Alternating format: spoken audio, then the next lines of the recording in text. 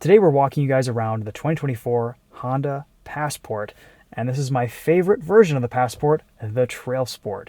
We've got some new rugged all-terrain tires, revised suspension, and a few changes inside and out. So the biggest of which is this new center console. It's a little bit wider, and it can actually accommodate a full-size tablet in here, which is nice. Now, I've always really liked the Honda Passport. The interior especially, it kind of splits the difference between an older Honda interior with lots of physical controls, great user ergonomics, and a more modern Honda interior like the new Pilot. It's just a nice place to spend time, really spacious. Only 2 rows, but I think for most people that'll work out just fine. If you need a 3-row SUV, go get yourself a Pilot.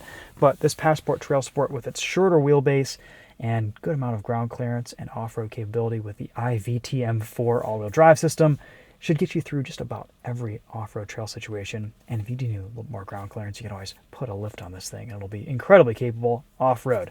Let's hop outside. We'll walk you around this real quick, and at some point we'll get a chance to get behind the wheel and drive this, but that's not today. This is just a studio walk-around. So the big news with this Passport Trailsport is we get revised suspension and a slightly different wheel and tire package.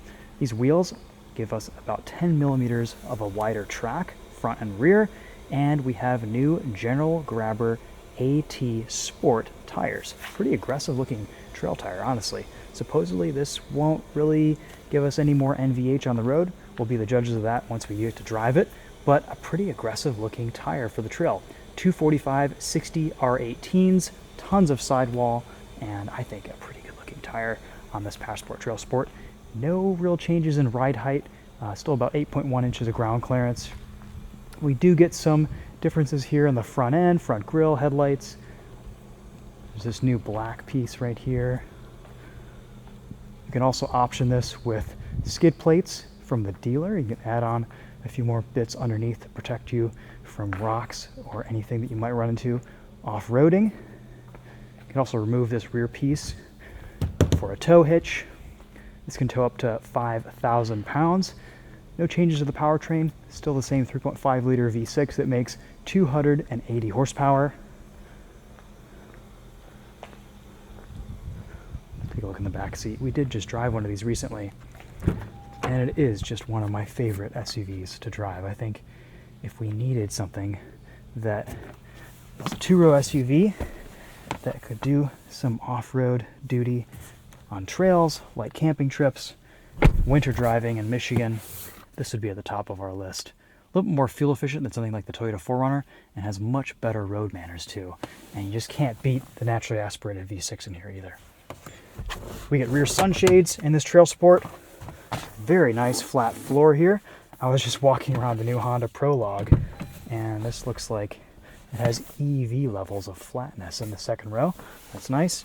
Lots of adjustability with these seats. You can fold everything down. Tons of room in here, lots of headroom.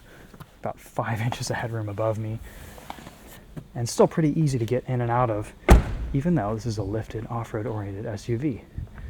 I guess we'll say soft road oriented SUV.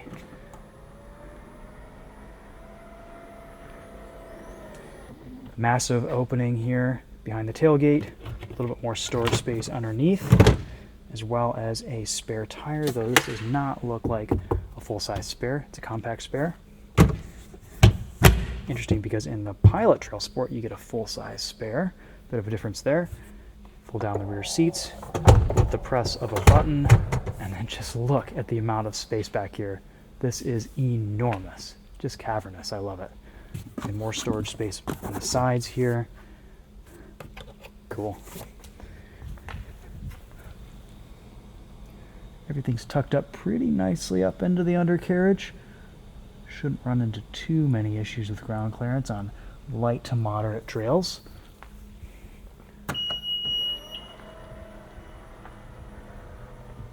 And it does look really aggressive with these new tires. I